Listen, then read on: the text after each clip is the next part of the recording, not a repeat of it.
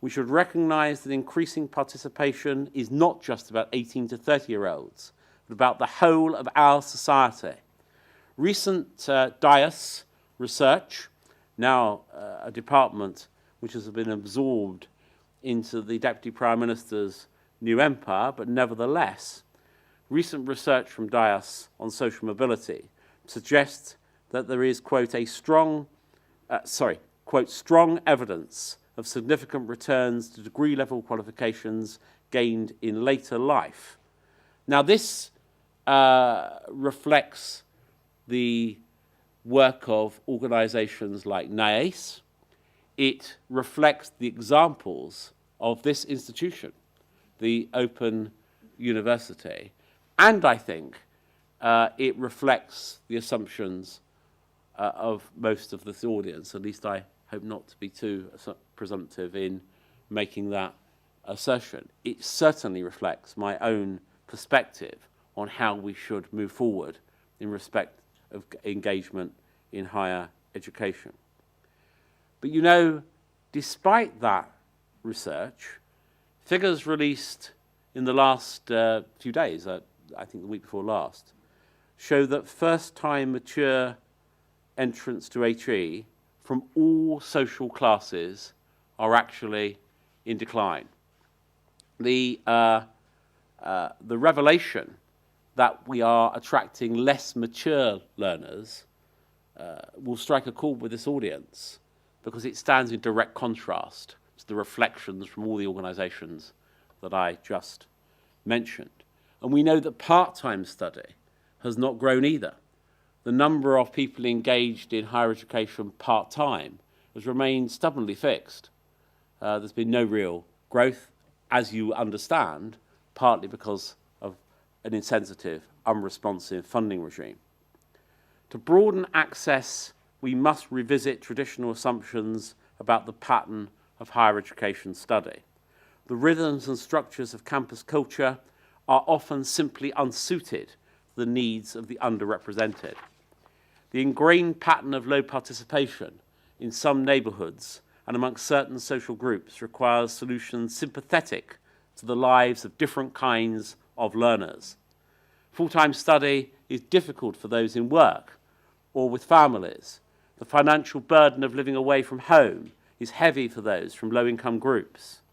But though the style of a typical university education is a world apart from some people, it simply does not follow that the experience of higher education has to be. We should recognise that different lifestyles necessitate different learning experiences, such as part-time courses, community-based learning, modular and distance learning. Through changed modes of learning, we can change the chances of thousands of potential students. We can and must build bridges between aspiration, HE admissions, and achievement. And as community institutions, further education colleges have a vital role to play in building these bridges. At present, there are too many barriers to education of all types and at all levels. 12 years ago, the late Lord Deering, in his review, concluded that much greater flexibility in HE provision was needed in order to widen participation. His review found that, quote, a major limitation of the UK system of higher education is that students are offered just one contest. They must clear the high jump of the 3 or 4 year honours degree course or fail. Yet the system has not become flexible in the way that the Deering report envisaged. It has barely changed over the ensuing period. The number of young first-time entrants to higher education studying part-time, as I said, has remained stubbornly fixed at 6% for the whole of this decade. Deering was told that higher education was open to a broader range of students in countries with better developed credit systems, enabling students to gain some experience for education and an appropriate credit. You will understand why, in supporting that sentiment, I'm so pleased and proud to be making the case at the Open University.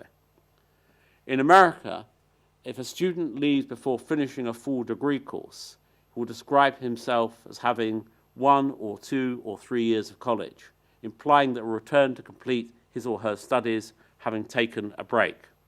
In the UK, someone who leaves university early is branded a dropout. The difference between taking a break and dropping out couldn't be clearer, ladies and gentlemen, could it? Yet research by the Joseph Rowntree Foundation confirms that most working-class students who leave higher education early gain skills, confidence, and life experience from their time at university, and that the majority re-entered university later. Deering pointed to the need for, quote, sufficient entry and stopping off points to allow students to access learning in a way that best meets their requirements. But Lord Deering's vision of a transferable credit framework has yet to be properly realised. His review recommended that, quote, a major part of future expansion should be at sub-degree level, provided in both higher and further education institutions. And as I said, FE colleges are uniquely placed to serve those whose lives do not fit traditional forms of university learning, because they're characterised by localness, accessibility, and flexibility. Their proximity to non-traditional students' homes, workplaces, and previous learning experiences enables an easy reach to the underrepresented. That's why the cohort at FE colleges is drawn from across the social classes, ethnic groups, and age range. But the growth of higher education courses in FE has faltered in recent years, and on some measures is actually now falling.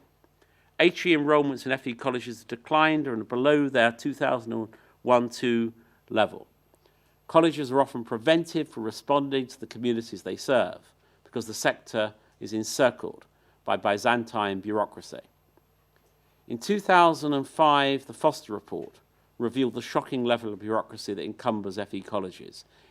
Andrew Foster criticised what he described as a, quote, galaxy of oversight, inspection and accreditation bodies that control FE, a staggering 17 in total.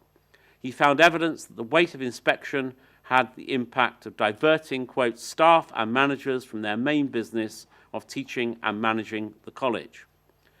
Yet rather than reducing the bureaucratic burden, the current government is adding to it. It is barely credible that at a time when the government should be getting more resources to the front line, it's actually establishing 3 new quangos, all of which have a role in FE. When we debated the bill that gives those proposals life, I said that the Learning and Skills Council was a bit like the Red Army. Although it was monstrously powerful, immensely expensive, at least it was predictable.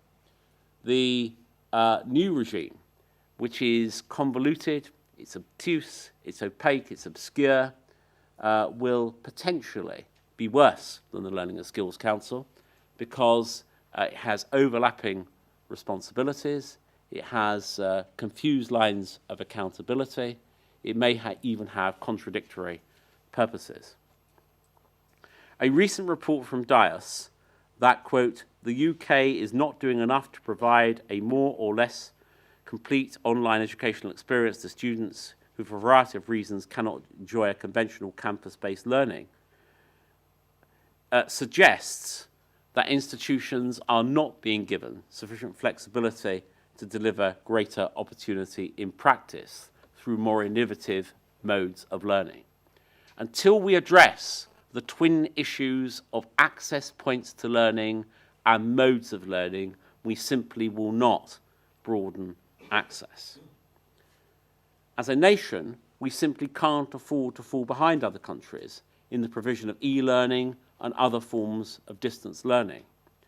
All institutions could and should learn from this university, which has led the way in developing innovative ways to study.